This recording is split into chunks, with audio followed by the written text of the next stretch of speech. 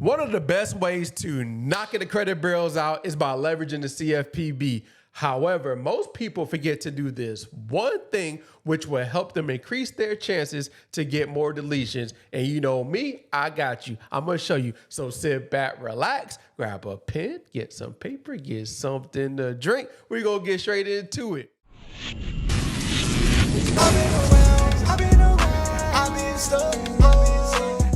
Hold up, before I get into one of the ways to help you increase your chances when it comes to the CFPB so you can get more deletions, I gotta share with you a few things, all right? First things first, Experian, TransUnion, and Equifax. They are in the business of making money, all right? Experian is a billion-dollar corporation, TransUnion is a billion-dollar corporation, and Equifax is a billion-dollar corporation, all right? They're getting paid to report your information. I want to say that again. They're getting paid to report your information. So if they're getting paid to report your information, do you think they really want to remove it off your credit report if it hasn't been 7 years or 10 years based off of a bankruptcy or accounts? Probably not. And they used to do some illegal stuff. That's the reason why they had to put the Fair Credit Reporting Act in place to help them follow it. Now, do they actually follow it?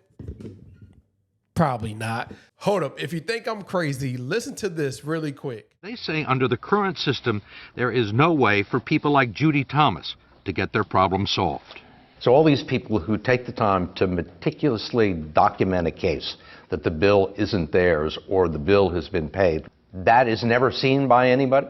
It's not seen by anyone who considers it in determining whether or not information will be removed from a credit report. It's not forwarded on to the person who has the complaint with you? No, it is never forwarded on.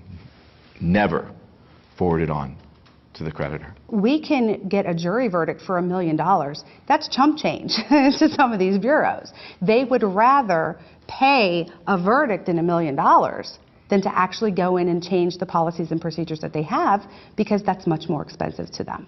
I can say this without qualification. The dispute procedures used by the credit reporting agencies, uniformly used, completely fail to comply with the Fair Credit Reporting Act. Courts have found that. The Federal Trade Commission has found that. It's not even a close call.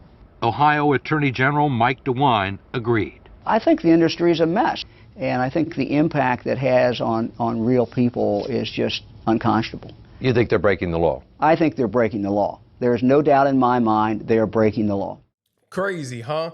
But I want you to listen to what my lawyer that I partner up with has to say about this.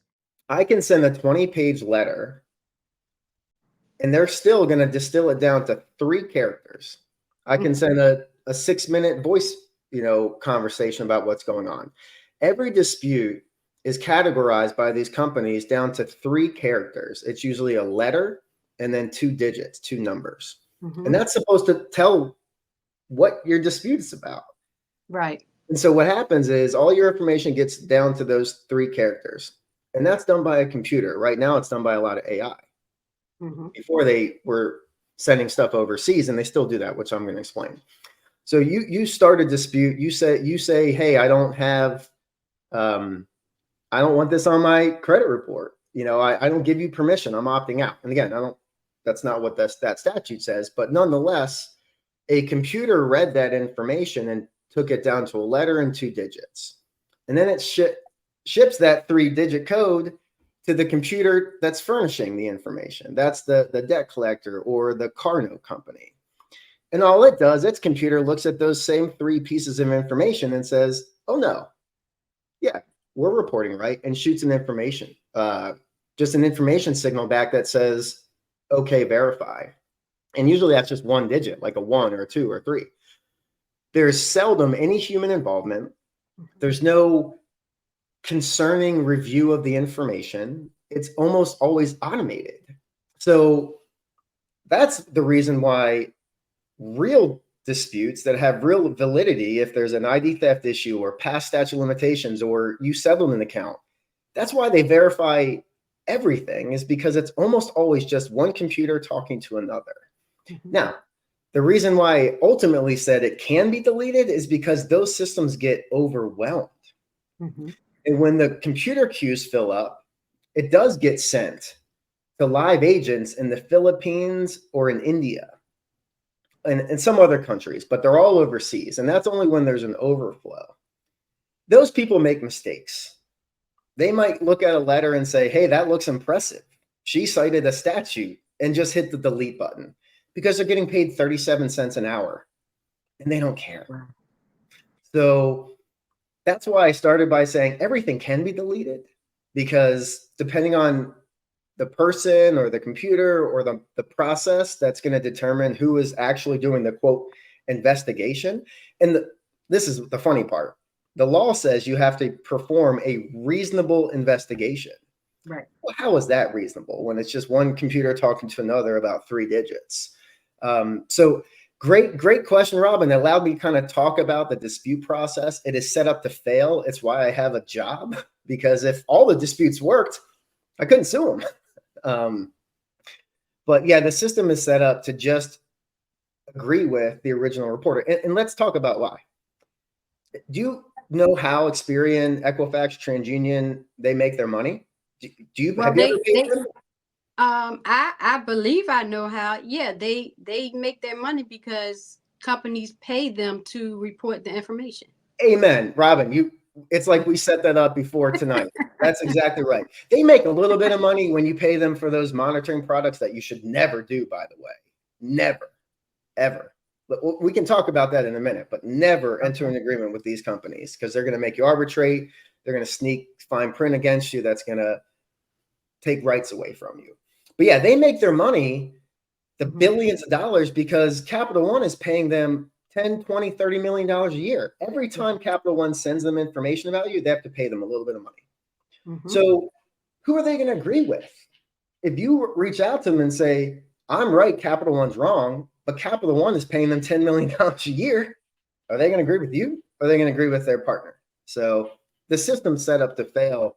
It's why like lawyers like me are so important, to get connected to people like you and consumers and other, people like Dave and Mike, because the system's set up to fail. And as a consumer, you're going against billion-dollar corporations who hire $1,000 an hour lawyers who have glass mansion firms in the biggest cities in the world.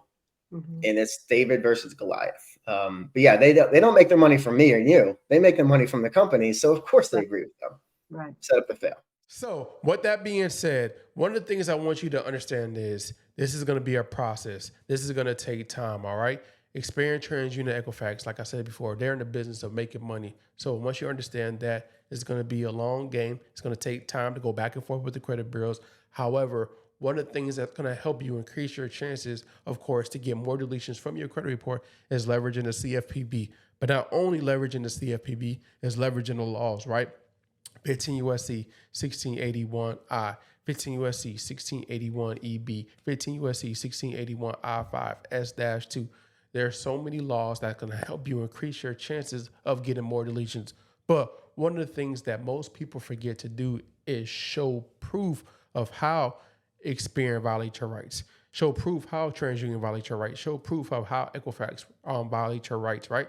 And you can add that as an attachment. So when you write your complaint, there's an attachment button to show, to upload the documents. So if you sent the letter telling Experian to investigate the completeness and accuracy, and of course, do they really do it? No, but you will also want to include proof that they didn't do it, all right? Show that, the open date, date of last payment, date last active, or the balance, or whatever that's incorrect or is inconsistent on all 3 credit reports, right? You want to show proof of that. So create a whole attachment of showing how they violated 15 USC 1681 EB of not assuring maximum possible accuracy, or according to the Fair Credit Reporting Act. Show how, I sent this letter telling them to investigate the completeness and accuracy, and they didn't update nothing. They didn't modify nothing. They didn't change nothing, all right? I compare reports. Show proof of that. Show proof that you actually sent these letters out. Show proof that you actually sent by having certified tracking, all right? Or having a copy of the date that you sent it, all right? So most people don't do certified tracking, but at least have a copy of the letter that you actually sent to Experian or sent to TransUnion or sent to Equifax. Add 3, like if you sent 3 letters in, show that you sent 3 letters and what laws that they violated and how they violated your right. That's going to help you increase your chances of getting more deletions from your credit report. Now, even though that they violated your right, doesn't mean it's going to come off your report, but doing it again and again is going to help you increase your chances of getting deletions. And you might need to talk to a lawyer. You might want to talk to somebody that if they continue violating your rights, you want to reach out to a lawyer and we do partner with the lawyer. So if you need to reach out to a lawyer, hey, we'll have the link in the description for that. But you want to do the work first, see what you can do to get these things off your report, because when it comes to dealing with the lawyer, what he's going to do is want to file a lawsuit, right? So you got to have evidence. He's going to want to document everything. So it's going to take a little bit of time. And if you don't have time to wait, go ahead and do it yourself.